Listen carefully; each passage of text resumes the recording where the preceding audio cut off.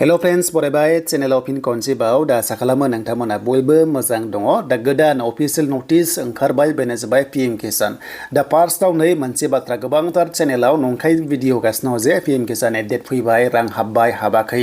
बा मोननाय नंला होननानै गोबांथार जोंनि बर'आवबो गोबांथार चेनेलाव होदों जे बेयावनो रायजोफ्रा एसे कनफ्यूज जागासिनो आरो आन्दायगासिनो दङ दा आं मानि थाखाय भिडिअ होआखैमोन बेनो जाबाय जेबो गभर्नमेन्टनिफ्राय अफिशियेल मोनसे सोर्स एबा आपडेट गैयामोन नाथाय दिनै मोनसे गोदान आपडेट फैदों पीएम किसान निफ्राय बेखौ नायगोन दा जियानो जा नोंथांमोना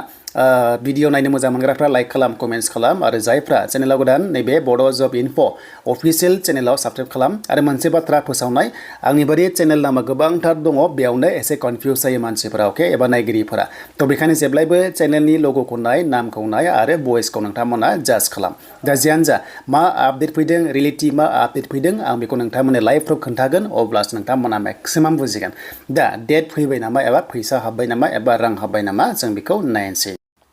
स' दायो जों फैबाय पीएम किसाननि मेन वेबसाइटआ बेनो नोंथांमोना बेयावनो गासैबो पीएम किसाननि आपडेटखौ मोननो हायो बेनो जाबाय एग्रिकालचार रिलेटेड थ' बेयाव जों मोननो हायो दा 19 किस्तियावथ' जोंहा मोनदोंमोन गोबाव जाबाय मोननाया 24 फेब्रुवारि मोनदोंमोन दा बेखौ नायोबा नोंथांमोना हमना ला सोरबा 18आव हाबगोन सोरबा 16आव हाबगोन गोबांथार बेबायदि पीएम किसाननि 20 किस्तिखौ हाबगोन आरो हाबबायबो होनना गोबांथार आपडेट बेबायदि होनायखौ नुनो मोनदों जानांगौ दा नायदो नै दासिम गभर्नमेन्टआ अफिशियेल आपडेट होआखै आरो दा गोबांथार नंखाय भिडिअ होनायखौ गभर्नमेन्टआ मोनथियो फेक भिडिअ होनायखौ गभर्नमेन्टआ मोनथिबाय बेखायनो मोनसे एवारनेस मोनसे गोदान नटिस हरदों आरो बे नटिसआ मा होनदों आं बेखौ नोंथांमोननो दायो लाइभ प्रुफ हिसाबै खोन्थानोसै दा बे जाबाय पीएम किसाननिफ्राय गोदान अफिशियेल नटिस हरदों आरो बेयाव बुंदों जे पीएम किसाननि एक्चुअली बेयाव हिन्दीनि गासिबो लिरदों आं डाइरेक्ट बर'आव ट्रान्सलेट खालामसै बुंदों जे पीएम किसाननि स्किमनि नामाव माखासे ससियेल मिडियायाव गोबांथार माने नंखाय आपडेट होगासिनो होनना बुंदों जे बेनि माखासे हाबबाय बा हाबनाय नंला बा मोननाय नंला होननानै किसानफोर आबादारिफोरखौ माखासे माने मा खालामो बेखौ जे नार्भास खालामोना जे मोननाय नंला नामा होननानै एबा नंखाय फोसावो नालाय दा बेखौनो बुंदों बिथांमोना जे दा बेफोरबादि आपडेटखौ जाहाथे होआ बेखौनो खावलायदों आरो नाथाय मोनसे बाथ्रा पीएम किसाननि आपडेट नांगौबा रियेलिटि आपडेटआ बेनो जाबाय